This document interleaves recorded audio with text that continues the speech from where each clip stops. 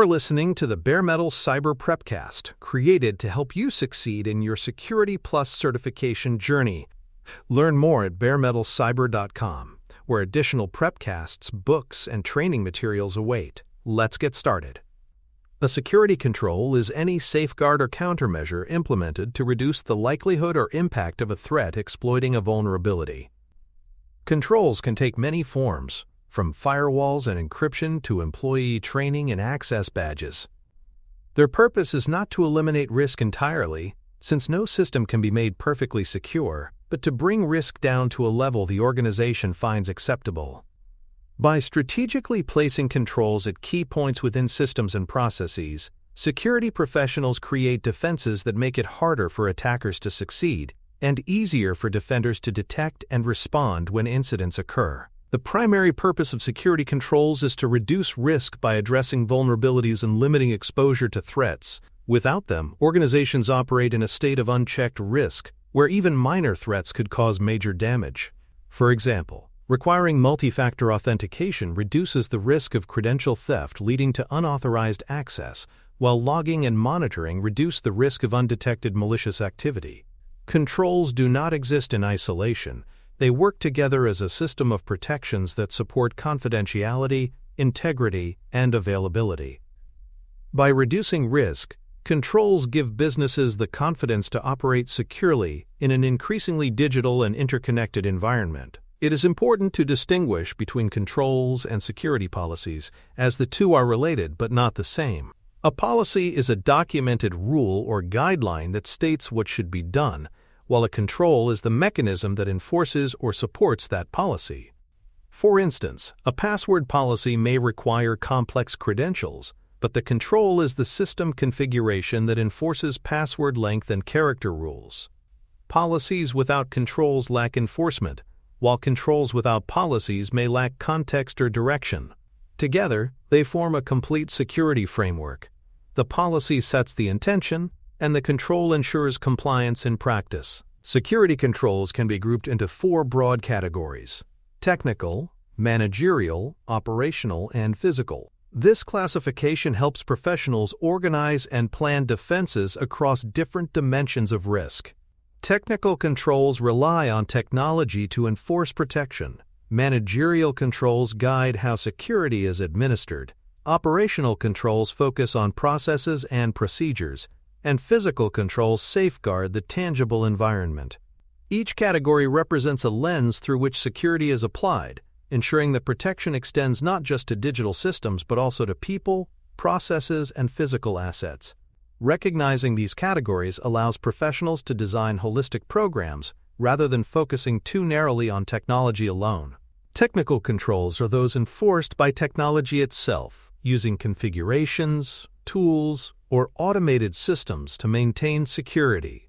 Examples include firewalls that filter network traffic, encryption that protects confidentiality, antivirus software that detects malware, and intrusion detection systems that alert to suspicious activity. These controls are often considered the front line of cybersecurity because they operate directly on data, systems, and networks. While technical controls can be highly effective, they must be properly configured and maintained to remain useful. They also work best when supported by managerial and operational measures that ensure they are applied consistently and monitored effectively. Managerial controls are administrative in nature and focus on governing how security is structured and overseen. They include risk assessments, security policies, and compliance reviews. Instead of acting directly on systems, managerial controls guide decision-making and ensure that the organization is allocating resources appropriately. For example, a risk management framework that prioritizes certain vulnerabilities for remediation is a managerial control. These controls provide accountability, structure, and strategic direction, ensuring that technical and operational measures align with business objectives and legal requirements. Without strong managerial oversight, even the best technical safeguards can become misapplied or neglected. Operational controls are process-driven and emphasize the day-to-day activities that maintain security. They include user awareness training, incident response procedures, and change management processes. Unlike technical controls, which often run automatically, operational controls rely on people to follow established procedures. For example, an incident response playbook that instructs employees on how to contain a ransomware outbreak is an operational control. These measures are critical because many breaches stem from human behavior mistakes, oversights, or poor responses to incidents. By training staff and standardizing processes, operational controls reduce the chance that human error undermines security defenses. Physical controls are measures that protect the tangible environment in which systems operate. Locks on doors, security guards, video surveillance, and access cards are all examples. These controls prevent unauthorized individuals from physically accessing sensitive equipment like servers, networking devices, or workstations. They also protect against environmental threats, such as fire suppression systems in data centers or climate controls that prevent overheating. While often overlooked in discussions of cybersecurity, physical controls are essential. An attacker who can walk into a server room has no need to bypass firewalls or encryption. Protecting the physical layer ensures the entire system of controls remains intact. In practice, the four categories of controls, technical, managerial, operational, and physical, often overlap. A single measure may embody multiple categories depending on how it is applied. For instance, access control badges are physical controls, but the policies that define who receives them are managerial, and the procedures for issuing and revoking them are operational. Similarly, encryption is a technical control, but training employees on when and how to use it makes it operational. Recognizing these overlaps helps professionals understand that controls rarely exist in isolation. They reinforce each other and contribute to layered, comprehensive security. Implementing multiple types of controls together is essential because no single control is sufficient to address all risks. A firewall may block malicious traffic, but if an attacker gains physical access to a server, that firewall becomes irrelevant. Training employees reduces phishing risk, but technical email filters are also necessary to catch messages before they reach inboxes. By combining different categories of controls, organizations create redundancy and resilience, ensuring that the failure of one safeguard does not result in total compromise. This layered approach reflects the reality that attackers are adaptive and defenses must be equally adaptive and diverse. Controls should never be chosen randomly. They must be selected based on the results of risk assessments.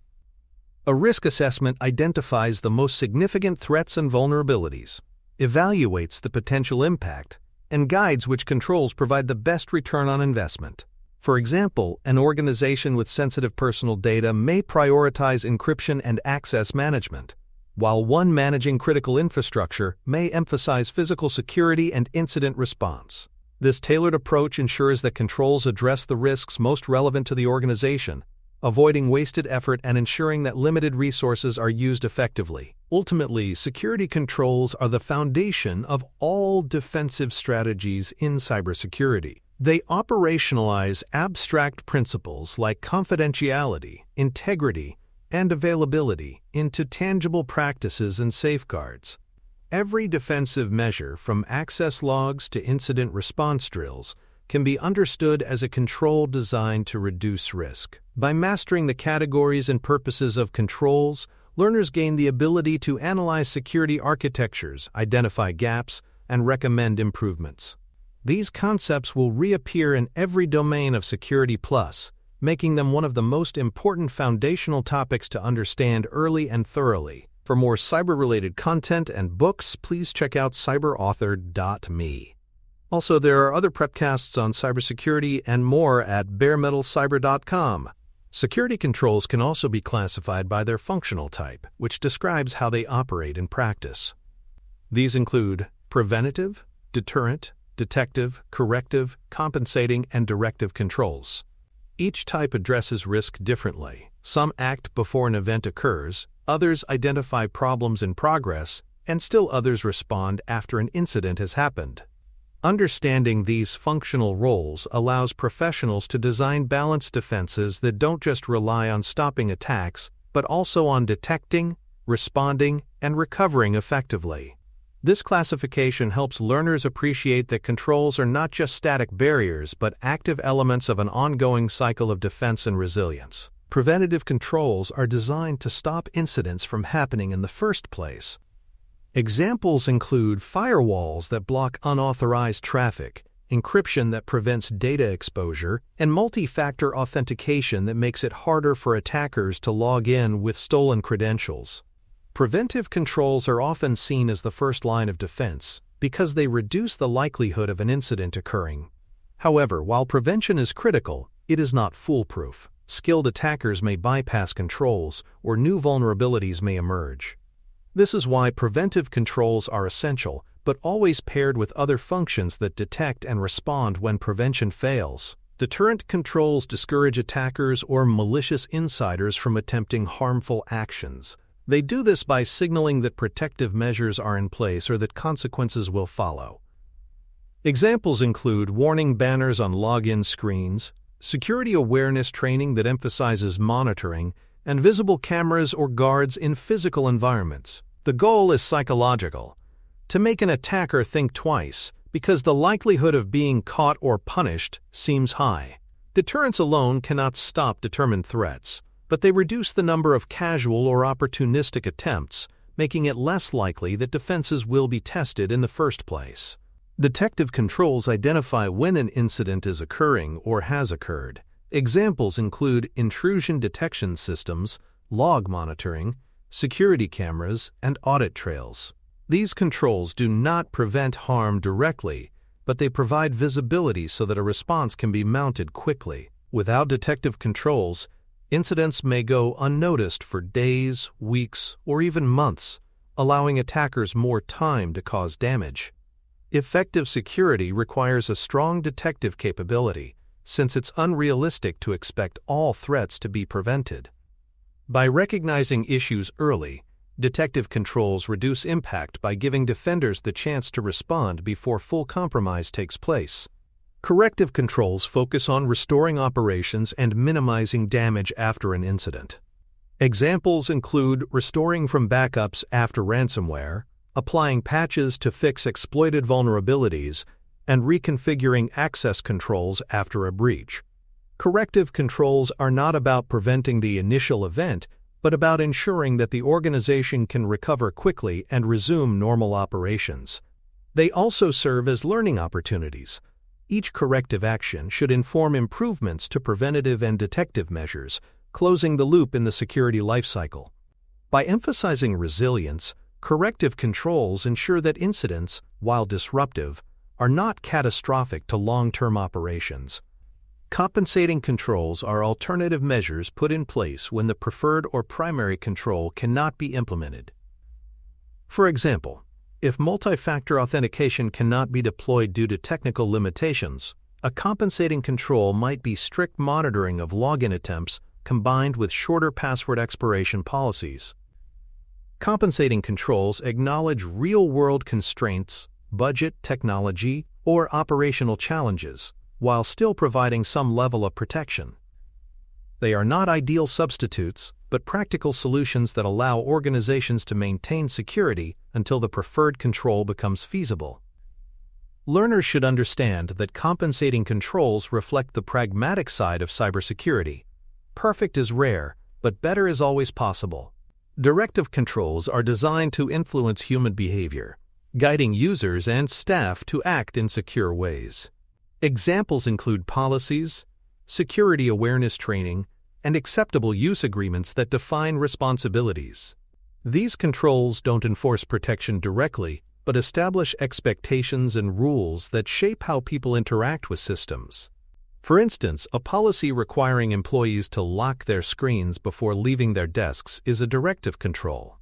By creating a culture of security-conscious behavior, directive controls complement technical and operational measures, reminding individuals that they are part of the defensive system. When comparing functional control types, it becomes clear that they complement rather than replace one another. Preventive and deterrent controls try to stop incidents, detective controls identify when they occur, corrective controls restore operations, compensating controls fill gaps, and directive controls shape behavior. No single type is sufficient alone, but together they create a balanced system. For example, an organization might use a firewall, preventative, log monitoring, detective, and a disaster recovery plan, corrective, all underpinned by training and policies, directive. Understanding how these types interact allows professionals to design defenses that are both proactive and resilient. Layering multiple control functions is critical to effective defense. Even the strongest preventive measure can fail, and without detective or corrective counterparts, the damage could be significant. By combining controls of different functions, organizations create a web of protection that reduces single points of failure. For instance, encryption protects confidentiality, but if a breach occurs, monitoring detects the misuse and backups restore integrity. This layered approach mirrors the principle of defense in depth, where redundancy ensures that no single gap leads to total compromise. It reinforces the idea that strong security requires multiple perspectives working together. Controls must also be maintained to remain effective. Technology evolves, threats change, and organizational needs shift, meaning that what was secure yesterday may not be secure tomorrow.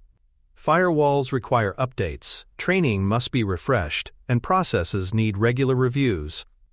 Without maintenance, controls degrade into outdated practices that provide a false sense of security. For learners, it's vital to understand that controls are not static installations, but dynamic measures that demand care and attention throughout their life cycle. Regular maintenance ensures that controls continue to serve their intended purpose and remain aligned with emerging risks. Outdated controls don't just lose effectiveness, they actively introduce risk. A firewall with expired signatures, an intrusion detection system no longer tuned to modern threats, or a policy that hasn't been updated to reflect remote work realities can all become liabilities. Attackers often exploit organizations that rely on legacy controls, knowing they are less likely to stop modern techniques. Maintaining and updating controls is therefore not just best practice but essential for survival in today's threat environment.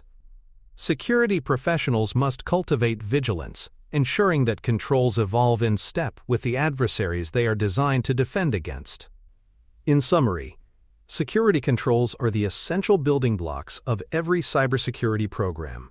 Whether categorized by type technical, managerial, operational, and physical, or by function preventative, deterrent, detective, corrective, compensating, and directive, they form the framework that reduces risk and supports organizational resilience.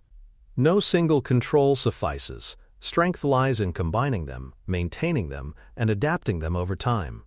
For learners, mastering these concepts provides a foundation for every other domain of Security Plus, since all defensive strategies ultimately come down to the thoughtful design, implementation, and management of security controls in practice. Thanks for tuning in to the Bare Metal Cyber Prepcast, your trusted source for cybersecurity news and insights. Remember to subscribe at baremetalcyber.com so you never miss an update. And visit cyberauthor.me for best-selling cybersecurity books that equip you with expert knowledge. Until next time, stay secure and stay vigilant.